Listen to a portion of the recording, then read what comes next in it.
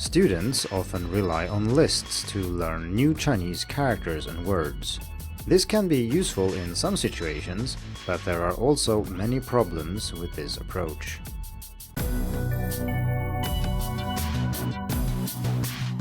Hello and welcome to the Hacking Chinese podcast. In this week's episode, we are going to talk about vocabulary, and more specifically, we're going to talk about learning Chinese characters and words from lists. Lists are nice, they make the world seem more orderly and manageable, and ticking something off a list feels good, and when you work your way through an entire list, you know that you've accomplished something. Progress. No wonder then that many students rely on lists when learning Chinese characters and words, and this could be the official HSK lists, or it could be vocabulary lists for your textbook, or just some interesting list you found online, maybe even on Hacking Chinese. But of course, real-world languages are neither manageable nor orderly, so if you think that you can learn a language simply by studying a list, this is mostly an illusion. So in this week's episode, I want to discuss the pros and the cons with using lists to learn Chinese vocabulary. And as we shall see, there are some cases where using a word list might be a good idea, but there are also many cases where it's not. And regardless of how you use word lists, you should be aware of these pros and cons so you can decide for yourself what is best in your situation.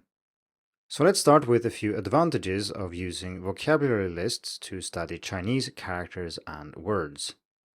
So the first advantage is a practical one because lists are easy to find and easy to access. And some of these word lists are very high quality. They might come with audio, with images, explanations, and so on.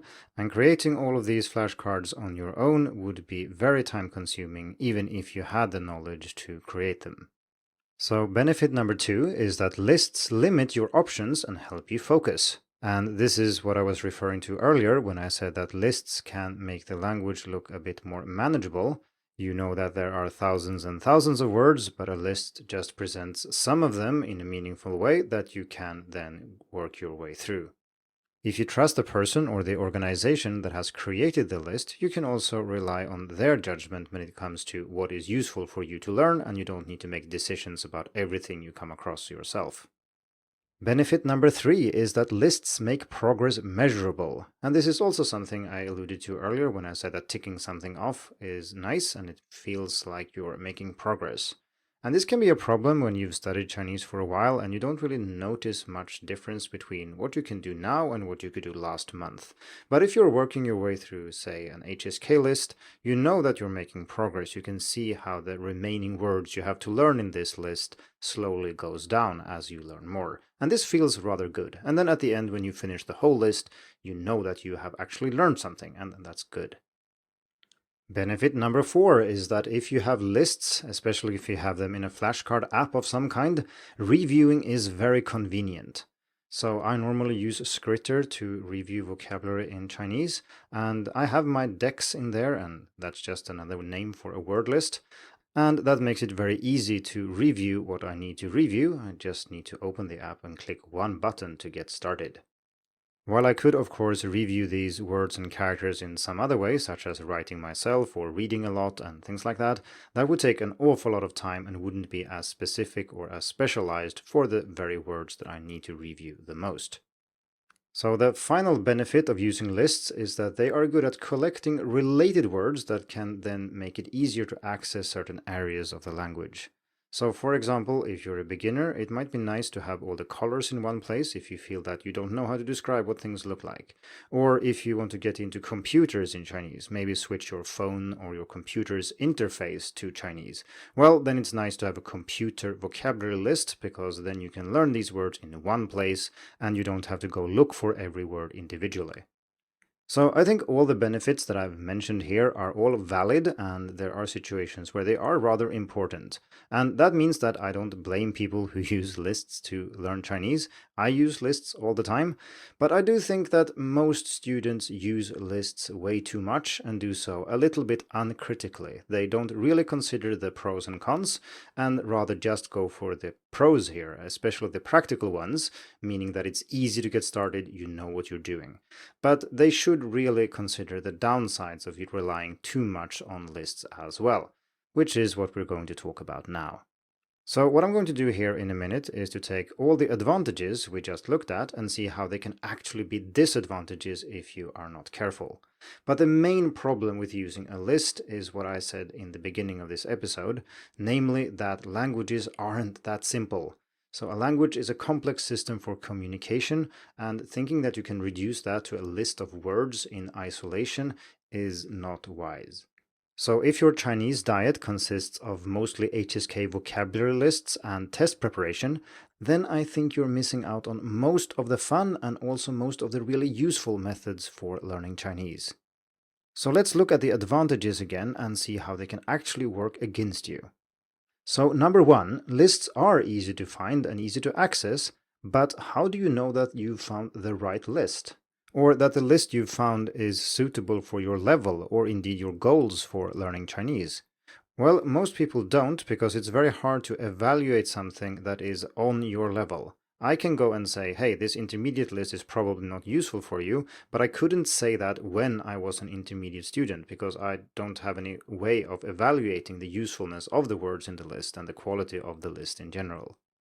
One example might be frequency lists. So we all know that learning the most useful or the most common words first is a good idea, and this is something I have mentioned several times, and it is very important. But do you know how the vocabulary lists that you're using are actually built? Most of them, for example, if you look at standard frequency lists, are based on written Chinese, which means they are mainly using newspapers, novels, and things like that, and not the level of language that you would be after as a beginner.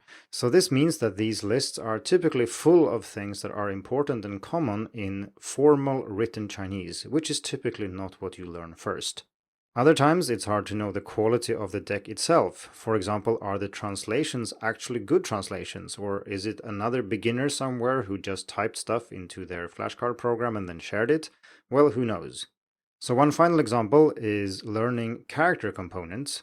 And many people search for radicals, and then they want to learn all the radicals because they know that these are the building blocks of characters and so on, even if that is technically not true. But then you end up with a list with 214 radicals, whereof half actually aren't that useful. I built a list with the 100 most useful ones, and that list is useful, but as a beginner you don't know this, and it's very hard to gauge the usefulness of a list that you find, which is certainly a drawback if you use them blindly. So moving on to number two, lists limit your options and help you focus, that is true, but aren't you just ignoring the problem? So in a sense, it's good to not have too many choices because, well, then you can focus on getting things done instead of agonizing over which choice you should make. But then on the other hand, if somebody else makes choices for you and these choices are not good, maybe you are actually better off agonizing a little bit and choose the right thing instead. Also, just because you focus on a list and thereby ignore the complexity of the language, that doesn't make the Chinese language less complex in itself. You're just focusing on a very small aspect of it and kind of pretending that the rest is not there. And even if we do limit the discussion to only vocabulary, even lists such as the HSK lists have lots of words that are actually not there, but you might want to learn anyway because they are really common. And this is something we actually have discussed on the podcast before, namely in episode 2, and I'll put a link in the description as well. Moving on to number 3, lists make progress measurable, but are you measuring the right thing? Generally speaking, measurable progress is great for the reasons I've already mentioned earlier in this episode. It makes it feel like you're learning something, and you are learning something. It makes that visible. That's great. But when you are measuring something, you also need to make really sure that you're measuring the right thing. You are, after all, trying to learn Chinese, not just Chinese characters and words, and you're certainly not learning only to work your way through a specific list. This is just meant to be a step along the way, but for many students it ends up being the main activity. Sure, you have memorized a few hundred words, but can you actually use them? Do you know what they mean in different contexts? Can you interpret them correctly depending on what comes before and after them, and things like that? In a way, I think that focusing only on lists would be a little bit like going to the gym to get stronger in order to become better at basketball, but then get stuck in the gym so you only end up doing workouts there and you never really play the game. Or if you want a less extreme analogy with basketball, it would be like practicing certain shots over and over and over and then expect to get really good at the game without ever playing it. Moving on to number 4. Lists are convenient to review, but are you learning the words properly? We already touched on this a little bit, but simply making sure that your flashcard queue is at 0 and you are on top of your reviewing and all that doesn't necessarily mean that you're learning the things you'll actually need when using Chinese in the real world. I think most students, including myself, have been through periods where we just recklessly import lots of words from everywhere we can find because we realize there are so many words to learn and the more the better, right?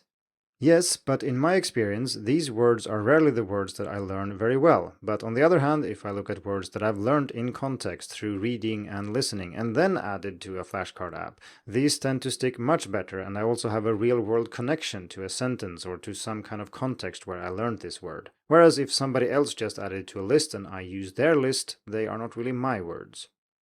Then, of course, it's also true that you can't cover everything on a flashcard. You can just maybe cover the basic things such as pronunciation, meaning, and things like that, but you can't really cover all the nuances of how it's used, its connotations, and so on. For that, you definitely need to leave your flashcard app. Okay, now we have reached number 5. So lists split the language into manageable chunks, but words don't exist in a vacuum. I've already mentioned this one, and I even talked about it before I started going through all these benefits. But the fact is that words are almost never used in isolation, and your ability to use and understand Chinese is highly dependent on your ability to deal with words in context, not just the words themselves. But if you focus on lists too much and you focus on isolated pieces of vocabulary too much, you tend to forget this and you practice the wrong thing. It should be obvious that piling words randomly on top of each other and hope that they make sense is not a good idea, but then knowing what a flashcard app will tell you about a word is not enough to actually use that word in context. Maybe you can use it in one context if you have an example sentence, but this is simply not enough data for your brain to build an accurate model of how this word is used. To achieve that, you need extensive listening and reading, and this is not something you will find in a vocabulary list. So finally, we have reached number 6, which is that lists collect related words, but this also makes them easier to confuse. Having worked with professional development for language teachers for many years now, this is one of the most widespread misunderstandings of how vocabulary acquisition works. So many teachers, and therefore students, think that grouping vocabulary into semantic sets, so this would mean a set that contains words with related meanings. So for example, if you have all the colors or all the sports or all the fruit or whatever you want in one group, this makes them easier to learn. But there is actually plenty of research that shows that the opposite is true. If you learn similar things together, you run a much bigger risk of confusing them with each other later when you're trying to recall them. So if you can, you should never try to learn two new things that are very similar to each other, because there will be interference between these two words. However, this disadvantage does not apply if you are doing this retrospectively, i.e. you have learned some words that have similar meaning, and then you go back and look at them together. That can be very useful, but you shouldn't learn similar things together. So those were 6 drawbacks of using lists to learn vocabulary in Chinese. And not all of them are absolute. There are ways to navigate around these problems, but like I said earlier, it's important to be aware of these downsides so you can pick the right method for the situation you are in. And of course, my hope is that by discussing these things, more people become aware of some of the potential issues with relying too much on lists. Now, obviously, like I've already said, I use lists all the time to learn things, and I don't think that is something that you should never do. I just think that you need to think a little bit when you do it if this is actually the right approach for you. For example, most people use lists in apps like Skritter to study their textbooks. So they have a textbook, they have a course, or maybe they're working their way through a graded reader, which is a great idea, and then you just use the list as a convenient way of adding the words you've learned somewhere else into your flashcard app. And this is not problematic at all. I do this all the time. What I'm talking mostly about here is using the list itself as a source for learning. I also think that there are some cases where actually learning words from a list can be useful. So for example, if you've reached an intermediate level, it might be a good idea to check a beginner list to see what words you might have missed. So you can do this with a frequency list. So let's say you have learned roughly 3,000 words or something like that. Checking the 0 to 1,500 range could be a good idea because there might be very useful characters or words that you have missed, and those might boost your listening and reading ability in general. Still, these are fairly niche applications, and I might discuss them more in an upcoming episode. We'll see about that. But for now, I think it's enough to say that lists are good for learning Chinese in certain situations, but you shouldn't overdo it, and it should never be the default solution. You should normally get your words and characters from somewhere else. So before I round this off, I think I should answer that question. If you shouldn't learn vocabulary from lists, where should you learn characters and words from? Well, if you don't have enough words to learn, I think you are not reading and listening enough. If you were doing that, you would have lots and lots of words to learn, and you wouldn't know which to pick because there were so many of them. So if you're not already investing a lot more time in reading and listening than you do with, say, vocabulary list and flashcards, then the first step should be to start doing that. For those of you who do listen and read a lot, you will have another problem, namely which words should you learn among all the words you don't know, because there's always words you don't know. And here I think there are two principles you can use. And so the first one is personal relevance. So is this a word that you think you really need? Is it extra useful for you in some way? Then learn it. Otherwise, ignore it for now, and it will probably pop up again if it's an important word. And the other principle is to rely on frequency, and I mean frequency in the material that you are listening to and reading.